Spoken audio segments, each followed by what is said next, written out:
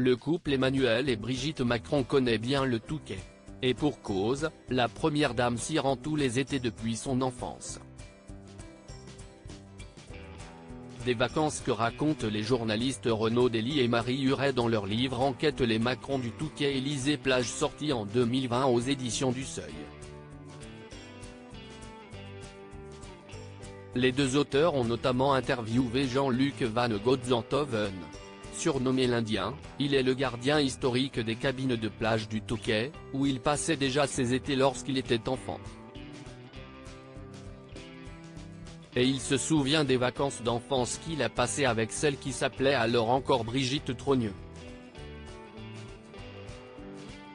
Chaque été, la petite Brigitte passait 15 jours minimum à la Joie de Vivre, le club pour enfants de la plage du Touquet. C'était comme une famille, résumait Jean-Luc Van Godsenthoven dans Les Macron du Touquet Élysée-Plage. Il y avait Brigitte, qui avait 2 ans de plus que moi. Le petit Michel Sardou, dont le père, Fernand, tournait le film Pas si folle les guêpes et le jeune Patrick Balkany, dont la mère jouait au casino. Entre l'éducation nationale, la chanson et la politique, les petits Brigitte, Michel et Patrick auront donc choisi 3 voies très différentes, après avoir passé leurs étés d'enfance ensemble. Brigitte Macron, ses plus beaux looks de 2022. Brigitte Macron, que fait-elle pendant ses vacances?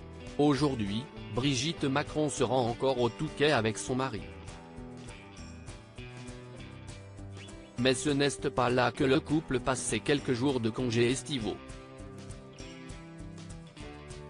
Depuis son investiture en 2017, le président de la République et sa femme profitent chaque été du fort de Brégançon, et ce, durant 3 semaines.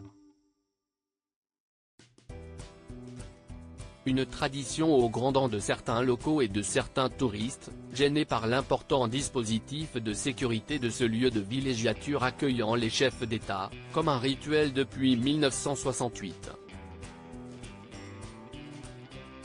Lorsqu'elle se rend en ces lieux, perchée à 35 mètres de haut au-dessus des eaux varoises, Brigitte Macron passe ses journées à manœuvrer le scooter sous-marin électrique qu'elle s'est offert.